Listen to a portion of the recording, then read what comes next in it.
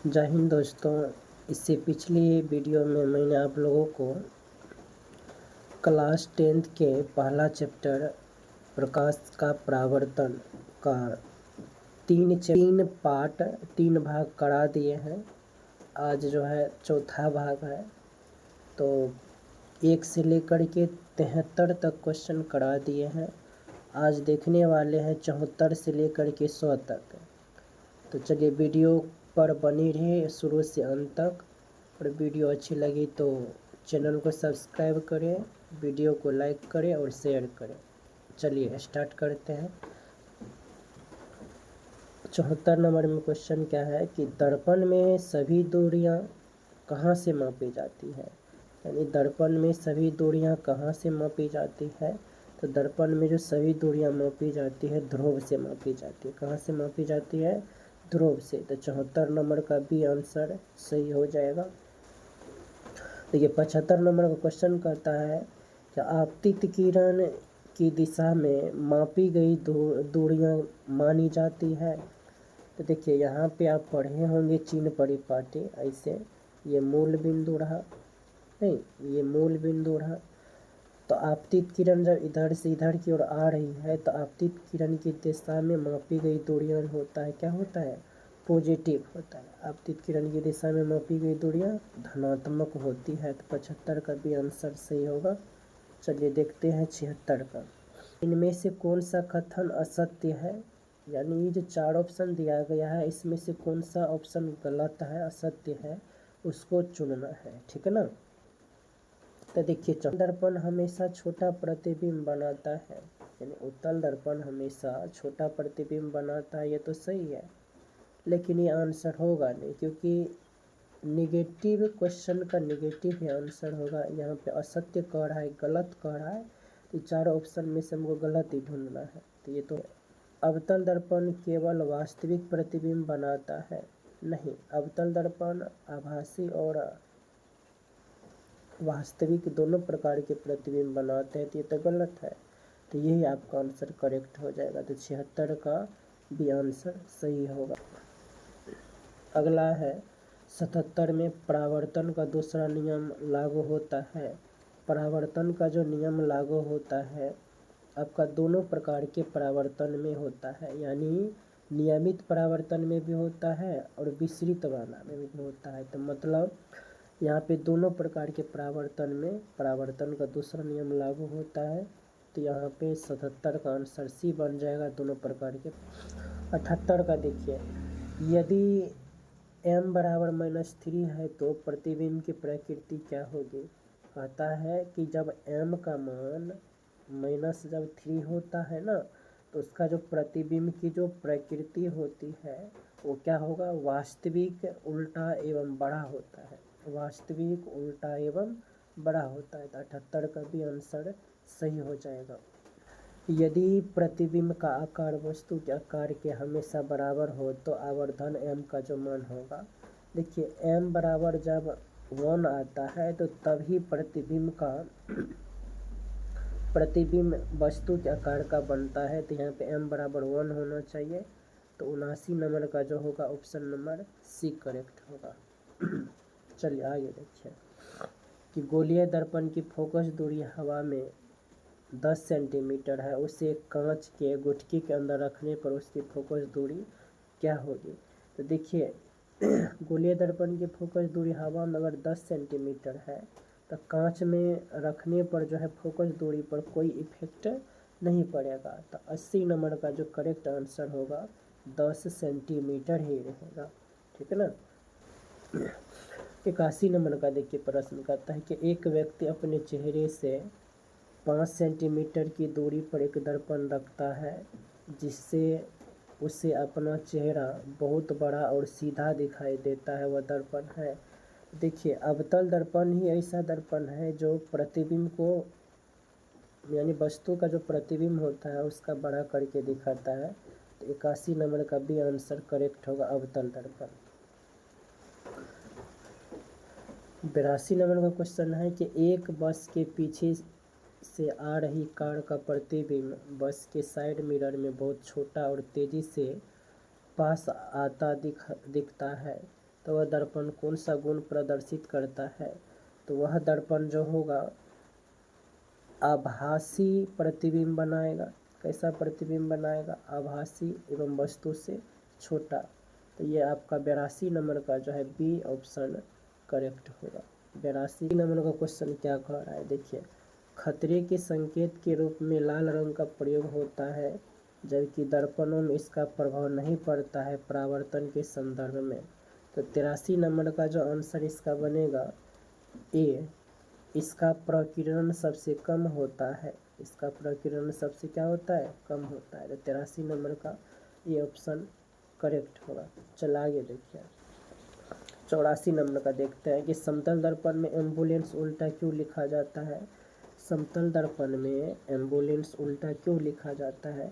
तो यहाँ इसका आंसर जो होगा पार्श्व परिवर्तन के कारण। तो यहाँ पे 84 नंबर का देखिए क्या है, आवर्धन m बराबर यानी आवर्धन m बराबर माइनस भी बटे यू। यदि v और u दोनों ऋणात्मक हो तो m का मान कैसा होगा? जब v भी माइनस में हो, u भी माइनस में हो तो दोनों क्या हो जाएगा? जब यहाँ पे मान रखिएगा तो माइनस में तो है, ये है सूत्र माइनस भी बटे माइनस यू कीजिएगा तो माइनस माइनस खत्म, माइनस भी बटे यू, तो यानी ऋणात्मक के मान आएगा। तो 85 नंबर का जो होगा बी आंसर करेक्ट होगा, ऋणात्मक मान है। चलिए 86 का देखिए।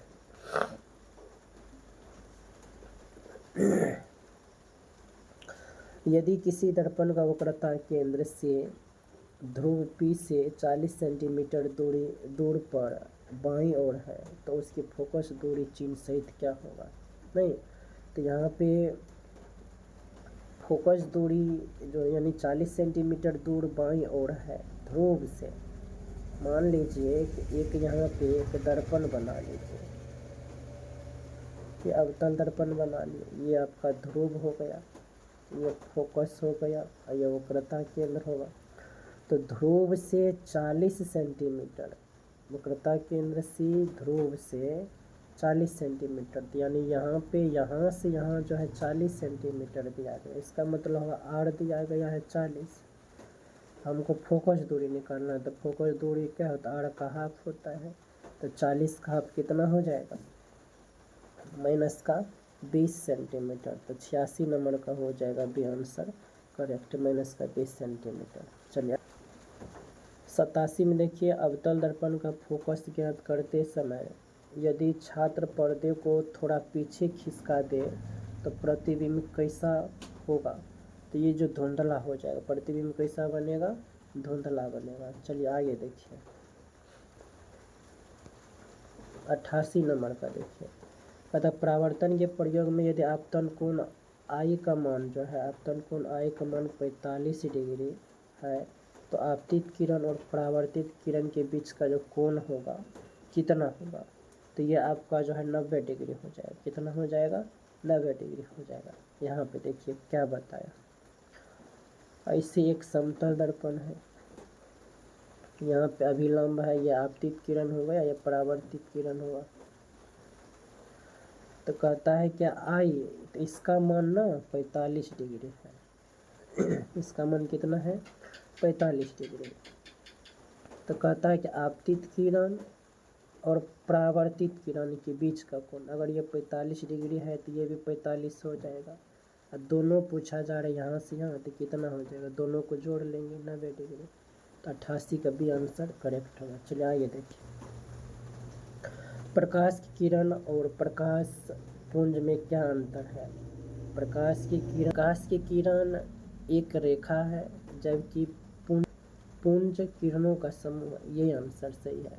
प्रकाश एक किरण रेखा है, जबकि प्रकाश पुंज जो होता है किरणों का समूह होता है। तो आपका 89 का हो जाएगा ये ही आंसर सही। चल आगे देखिए 90 का देखिए क्या है। अवतल दर्पण को हजामती दर्पण कहने का मुख्य वैज्ञानिक कारण क्या है? तो यह ध्रुव और फोकस के बीच रखी वस्तु का सीधा एवं बड़ा प्रतिबिंब बनाता है, यही सही है। तो चलिए 90 का भी आंसर सही होगा।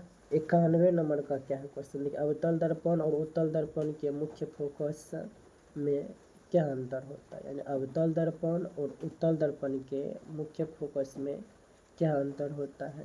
तो अवतल दर्पण का जो फोकस होता है वास्तविक होता है, उत्तल का क्या होता है आभासी होता है, यही आंसर सही है। तो एक ही आकार के 3 दर्पणों समतल अवतल उत्तल की पहचान बिना छुए कैसे की जा सकती है, कैसे कर सकते हैं, तो प्रतिबिंब को देख करके करेंगे। तो 92 नंबर का हो जाएगा ये आंसर। तो प्रतिबिंब के आकार को देख करके, यदि किसी दर्पण का आधा भाग काले कपड़े से ढक दिया जाए तो प्रतिबिंब पर क्या प्रभाव पड़ेगा, प्रतिबिंब पर क्या प्रभाव पड़ेगा। तो प्रतिबिंब आधा बनेगा, नहीं ये गलत हो जाएगा। प्रतिबिंब पूरा बनेगा लेकिन उसकी तीव्रता कम हो जाएगी, यही सही है। तो 93 का बी आंसर करेक्ट होगा। गोलीय दर्पण के लिए न्यूटन का सूत्र x1 x2 बराबर एफ स्क्वायर में x1 और x2 दूरियां कहाँ से मापी जाती है। देखिए गोलीय दर्पण में सभी दूरी जो है ध्रुव से मापते थे, लेकिन न्यूटन का सूत्र में यहाँ पे जो सभी दूरियां जो मापी जाएगी कहाँ से मापी जाएगी, फोकस से मापी जाती है। सभी दूरियां कहाँ से मापी जाती है, फोकस से। सभी दूरियां फोकस से मापी जाती है कब, न्यूटन के सूत्र में, ठीक है ना। गोलीय दर्पण की बात होती तो ध्रुव हो जाता, लेकिन यहाँ पे न्यूटन का सूत्र की बात कर रहा है, तो इसलिए 94 नंबर का सी आंसर क्या हो जाएगा, करेक्ट। 95 नंबर में सिनेमा हॉल का पर्दा खुरदरा और सफ़ेद क्यों होता है। तो सिनेमा हॉल का जो पर्दा होता है खुरदरा सफ़ेद इसलिए होता है कि विसरित परावर्तन के लिए, ताकि सभी देख सके। कैसा परावर्तन होता है, विसरित परावर्तन। तो 95 का भी आंसर सही होगा। चलिए 96 का देखते हैं। अखबार पढ़ने में आसानी क्यों होता है जबकि वह चमकता नहीं है। अखबार पढ़ने में आसानी क्यों होता है जब वह चमकता नहीं है। तो देखिए 96 नंबर का ये आंसर ही सही होगा। कागज़ की सतह खुरदरी होती है जो प्रकाश का विसरित परावर्तन करती है, तो यही हो जाएगा 96 का ये आंसर करेक्ट। चलिए 97 का देखिए।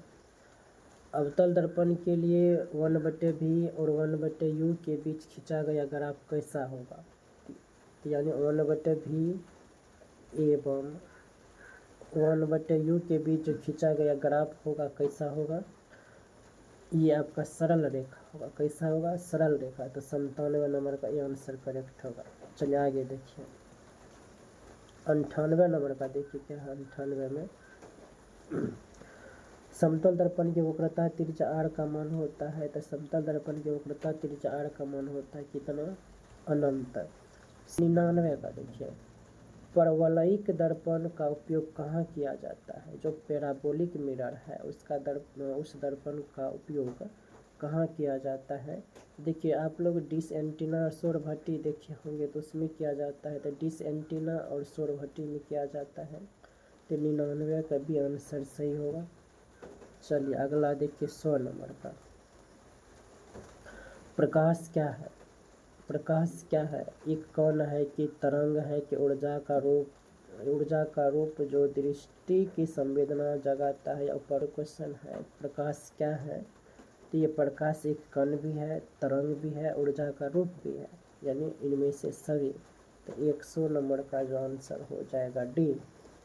तो चलिए thank you so much watching my video.